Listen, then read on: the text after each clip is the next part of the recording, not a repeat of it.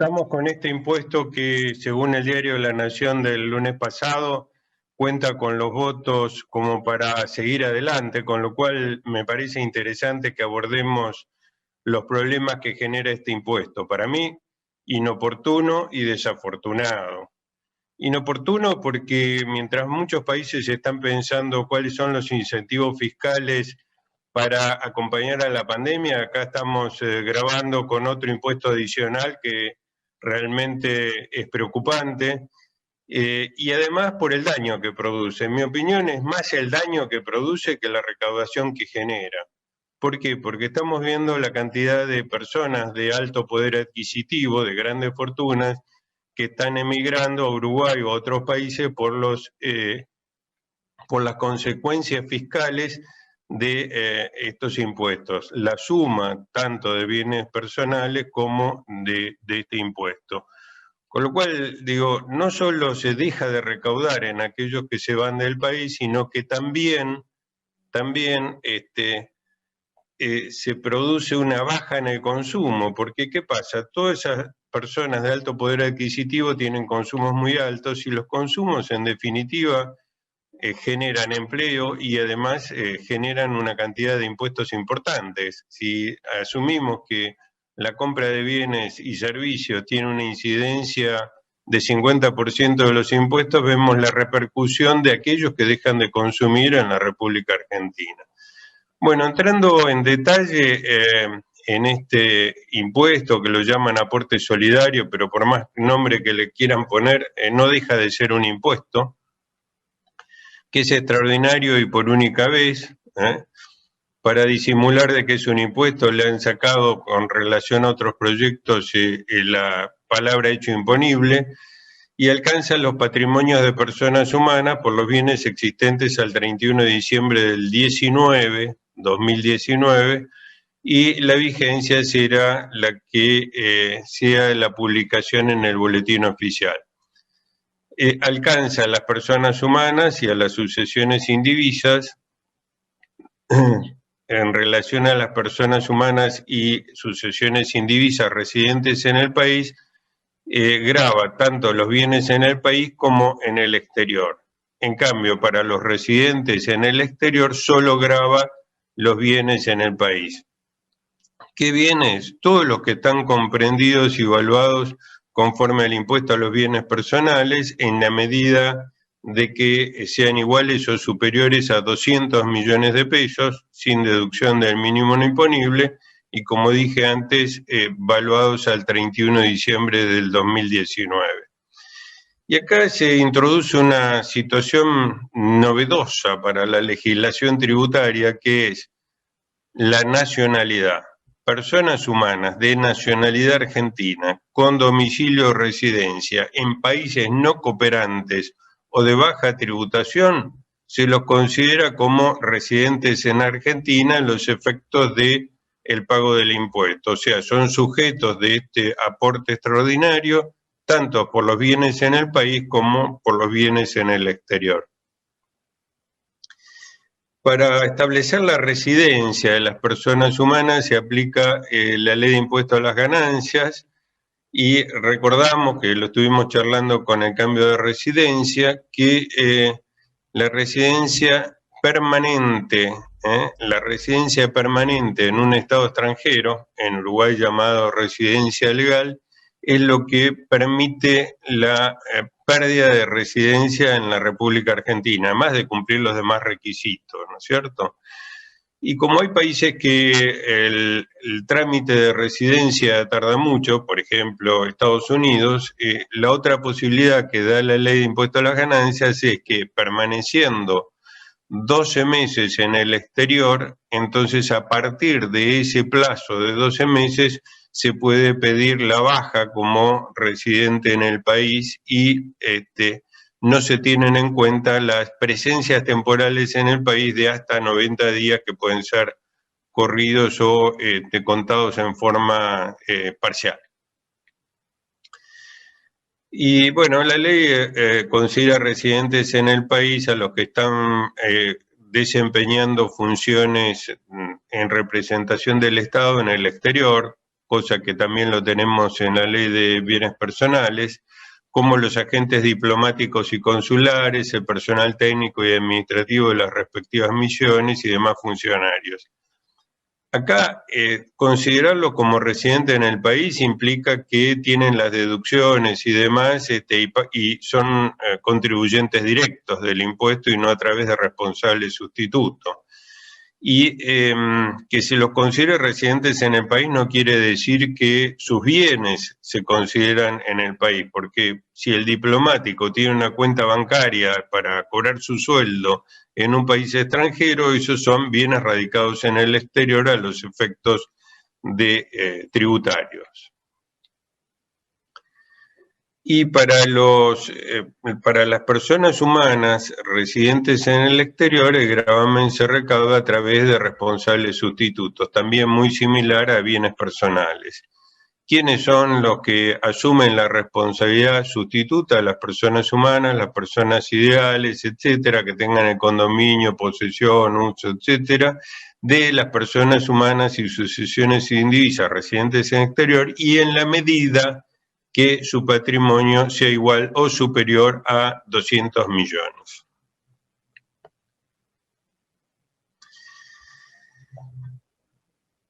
Para calcular los 200 millones y para calcular el impuesto que hay que pagar, se toma el total de bienes, con los criterios de evaluación que establece la Ley de Impuesto a los Bienes Personales, pero sin considerar las exenciones, o sea, está todo grabado.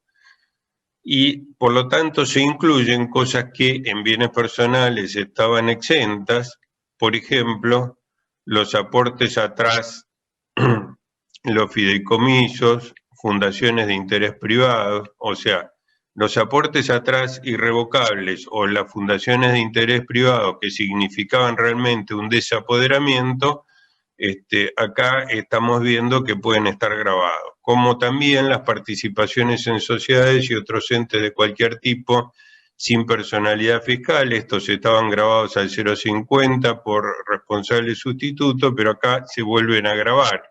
Y acá digo de lo inoportuno, porque estamos incluyendo participaciones en sociedades que pagaron el 0,50 y que seguramente están sufriendo las consecuencias de la recesión y de las consecuencias económicas de la pandemia, y obliga no solo a pagar el 0,50, sino también a este impuesto adicional.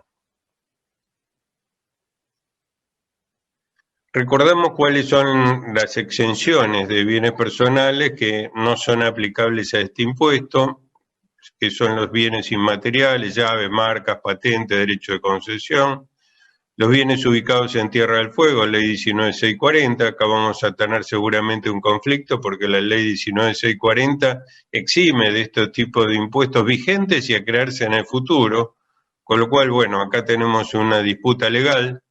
Títulos, bonos y demás títulos valores, acá tenemos una injusticia, porque teníamos que los bonos al 31 de diciembre ya estaban muy castigados por la falta de perspectivas, o sea, los bonos que valían 30, 40% ya habían sufrido una pérdida patrimonial importante. Encima ahora grabarlo parece un despropósito. Están también grabados la caja de ahorro y los plazos fijos en bancos del país, los seguros de retiro. Como dijimos, las acciones y participaciones empresarias del 0,50 vuelven a pagar. Los inmuebles rurales, donde en los inmuebles rurales hablamos de múltiple imposición, porque los inmuebles rurales pagan los impuestos inmobiliarios provinciales, pagan la tasa de mantenimiento de caminos, que lo llaman tasa y realmente es un tributo, y encima ahora tenemos que pagar el impuesto que estamos considerando. No hay mínimo no imponible y no está la exención de los 18 millones de casa habitación. Y pasamos directamente a la tabla. En la tabla tenemos una tabla para bienes en el país, que leemos el título y dice valor total de los bienes en el país y en el exterior. O sea, aparentemente habría que sumar ambas cosas para establecer el impuesto sobre los bienes en el país.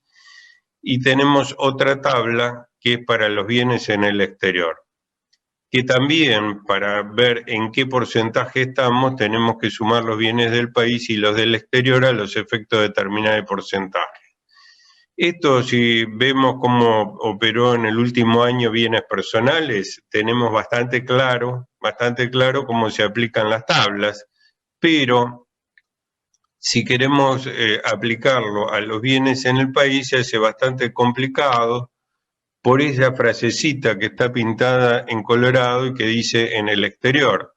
Porque si fuera para establecer la alícuota, sí, sumo y establezco la alícuota y la aplico sobre bienes del país, pero cuando tenemos la columna de pagarán, que es una forma de ir acumulando lo que pasó en los escalones anteriores, se hace realmente de difícil aplicación.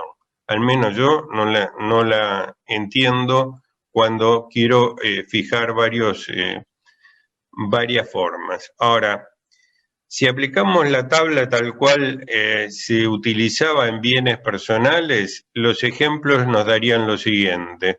Si tengo 150 millones en el país y 150 millones en el exterior, los del país no pagan nada porque están en menos de 200 millones.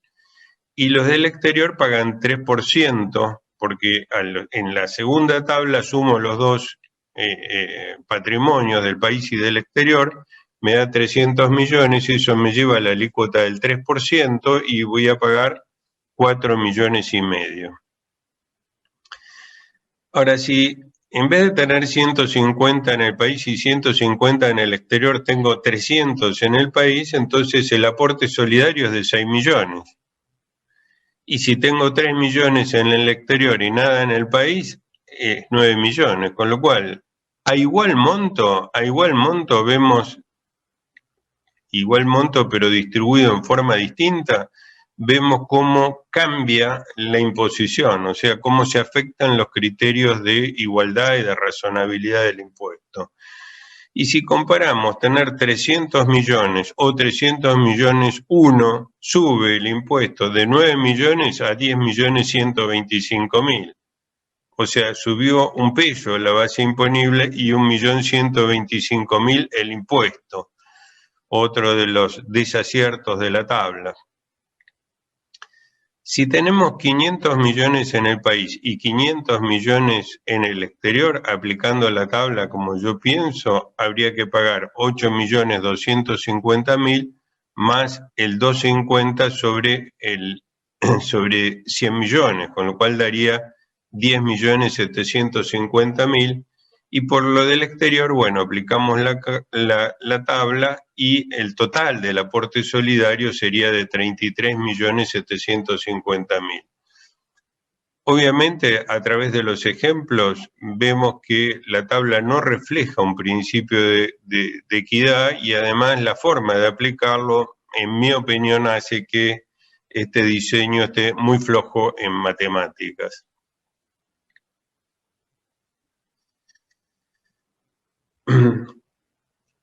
Existe una posibilidad también como la que se manejó en bienes personales, que se haga una repatriación de los activos financieros en el exterior y si esa repatriación es del 30%, entonces no se aplica la alícuota para bienes en el exterior, sino que aplico sobre la totalidad de los bienes la tabla para los bienes en el país, ¿no?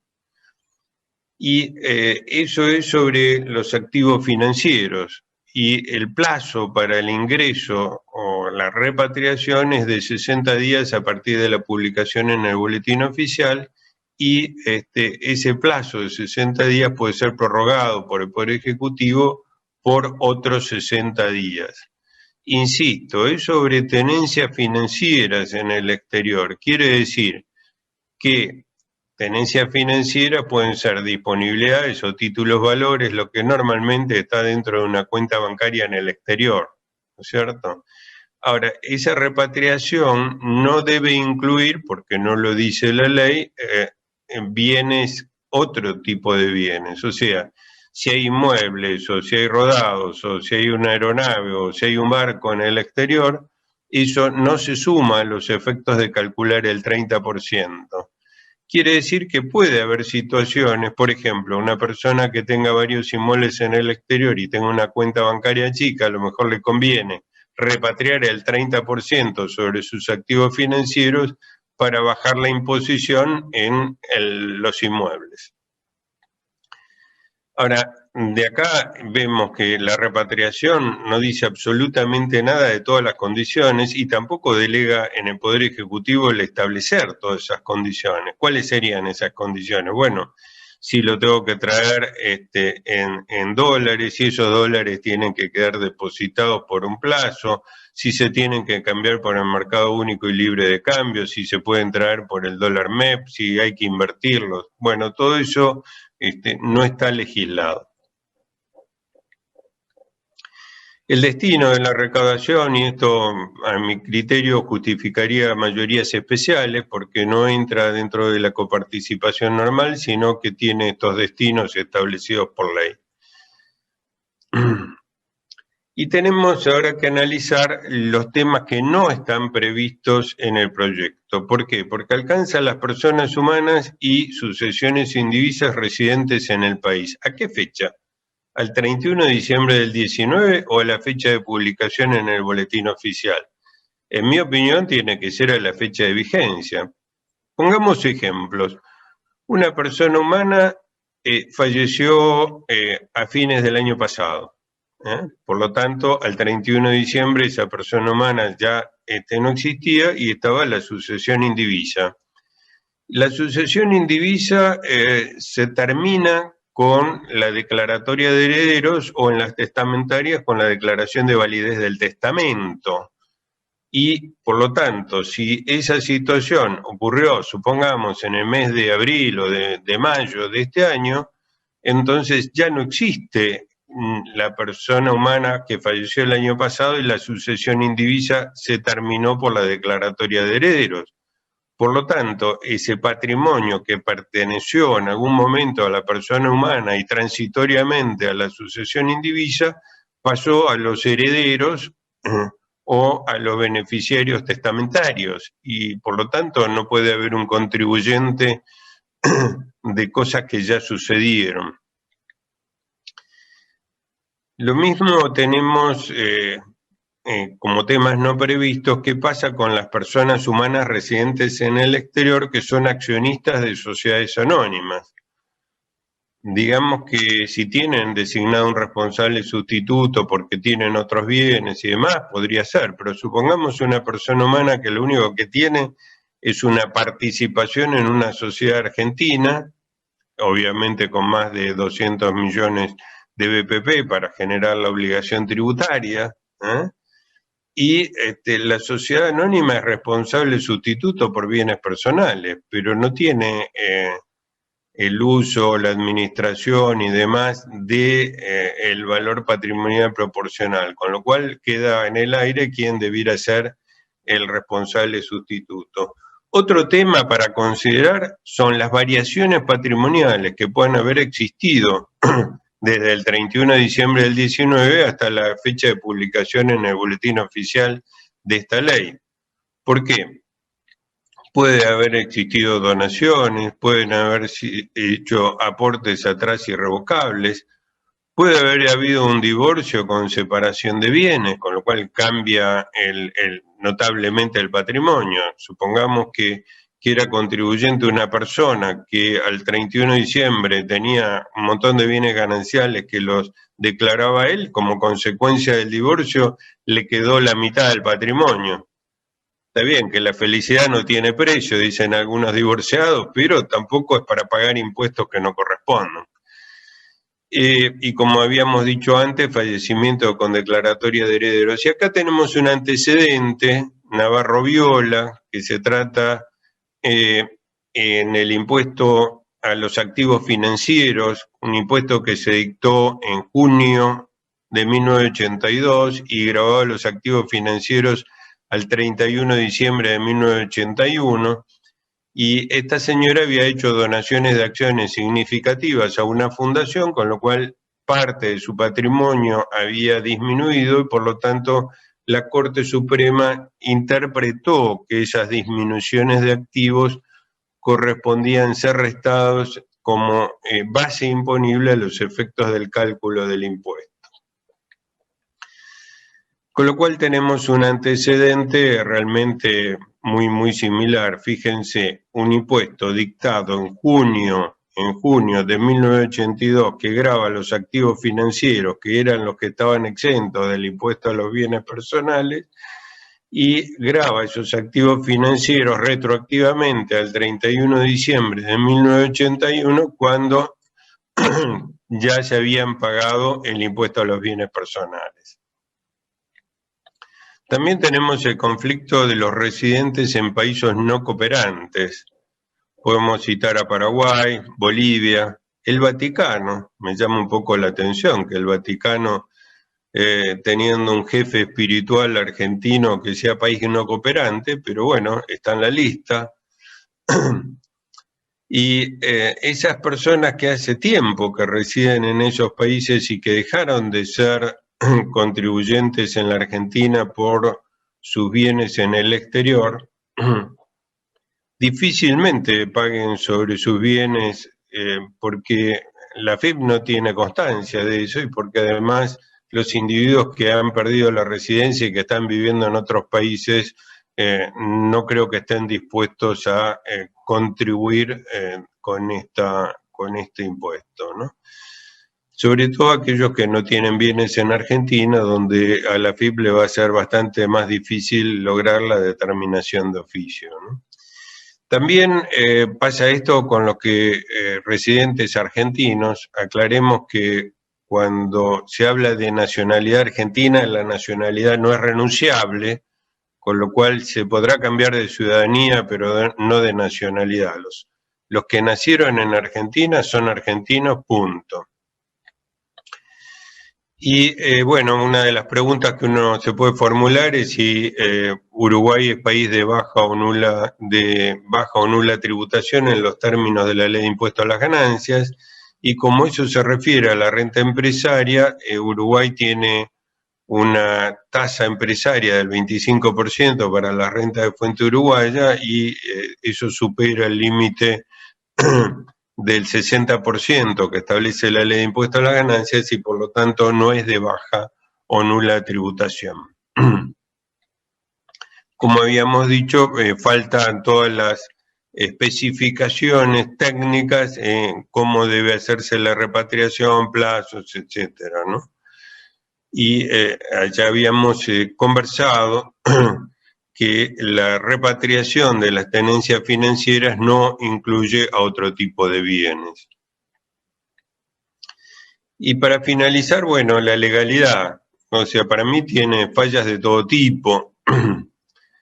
Acá, por más que lo llamemos aporte solidario, ya lo analizó la Corte Suprema en el caso Horvath, donde dice que independientemente del nombre que se le ponga, si tiene características propias de un tributo, es un tributo, con lo cual acá no tenemos duda. El otro tema es la retroactividad, porque estamos hablando de, en el mes de septiembre, supongamos que se aprueba este mes, de gravar un patrimonio existente al 31 de diciembre del 2019, donde ya el periodo anual venció, la declaración de bienes personales ya venció, y el que la pagó ya presentó su declaración jurada y pagó, extinguió ya su obligación tributaria, con lo cual acá viene a superponerse. Y si analizamos un fallo de la Corte de 1987, que es Juan Pedro Insúa, que pidió la repetición, y estamos con el mismo tema. La ley 22.604, publicada en el Boletín Oficial el 9 de junio de 1982, creó un impuesto de emergencia sobre activos financieros, también retroactivo, existente al 31 de diciembre del 81, cuando al 31 de diciembre de 81 existía el impuesto al patrimonio neto, con lo cual se estaba grabando dos veces lo mismo, y dijo la Corte en Juan Pedro Insúa que el contribuyente adquirió un derecho inalterable con respecto a la obligación tributaria que goza del amparo constitucional. O sea, que habiendo presentado su declaración del impuesto al patrimonio neto y habiendo concluido su periodo fiscal cumpliendo todas sus obligaciones, no se le podía establecer otro gravamen. Pero además, otro de los temas que hay que estudiar es la confiscatoriedad, porque si sumamos las alícuotas de bienes personales más estas tasas que son altísimas de este nuevo impuesto, podemos estar hablando, además de todos esos temas, de la confiscatoriedad. Obviamente quien alega la confiscatoriedad lo tiene que probar, es una cuestión de hecho. Y bueno, acá habrá que analizar si la confiscatoriedad se mide por todo el patrimonio o por determinadas partes del patrimonio. Así que bueno, ese es un pantallazo y bueno, esperamos que se puedan ajustar algunas cosas antes de que esto sea ley. Muchas gracias.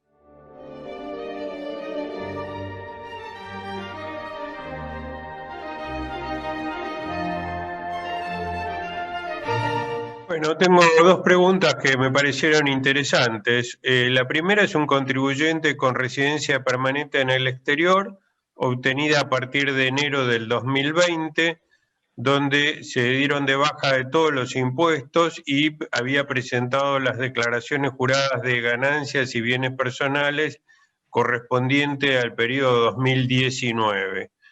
Como dije durante mi exposición, el proyecto de ley no establece claramente cuál es la fecha que se debe tener en cuenta para saber si es residente en Argentina o no, o sea, si es al 31 de diciembre del 19 o a la fecha de sanción de la ley.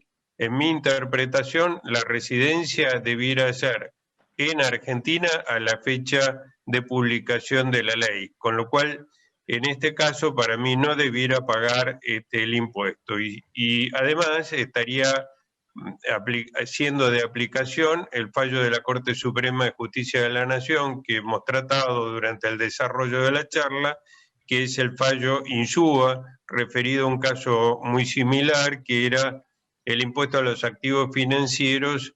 Ha sancionado la ley en junio del 1982, referido a activos financieros al 31 de diciembre de 1981.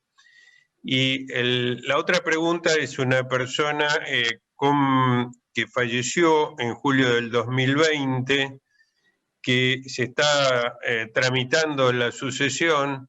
¿Qué pasa con los bienes de la sucesión? Y acá me tengo que remontar, para hacerme un poco de autopublicidad, un artículo que escribimos hace muchos años con el doctor José Díaz Ortiz, referido a qué pasa patrimonialmente en las sucesiones. ¿Por qué? Porque es común y corriente, digamos, en los contadores públicos que fallece una persona y pasan exactamente todos los bienes a la sucesión desde el punto de vista fiscal. La sucesión es una figura fiscal, no existe jurídicamente la sucesión. Y ¿qué pasa con los bienes gananciales? Porque de acuerdo al Código Civil y Comercial, la mujer no hereda los bienes gananciales, sino que es propietaria de los bienes gananciales en un 50%. Por lo tanto, en mi interpretación, a la fecha de fallecimiento deja de ser de propiedad de la sucesión indivisa la mitad de los bienes gananciales y quedan dentro de la sucesión indivisa la otra mitad de los bienes gananciales y la totalidad de los bienes propios del causante.